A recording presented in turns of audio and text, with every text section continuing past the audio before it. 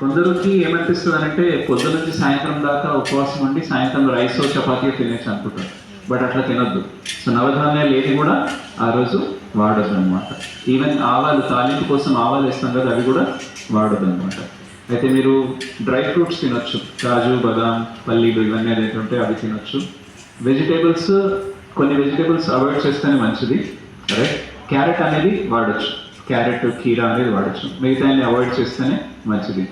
So ఇంకా సామలు అని అంటారు, లేదా సామా రైస్ అని అంటారు.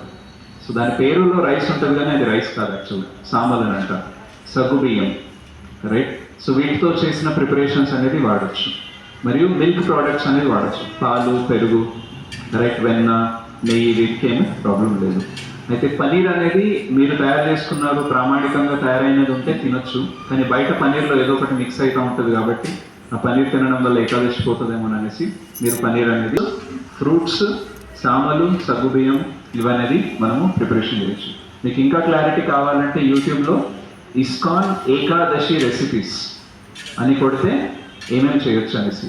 సో కొన్ని పిండిలు ఉంటాయన్నమాట, అవి ఏకాదశికి పనికి వస్తాయి. వాటితో పూరీలు వేసుకోవచ్చు, దోశలు వేసుకోవచ్చు, రైట్. ఈవెన్ ఏకాదశి కేక్ కూడా చేసుకోవచ్చు.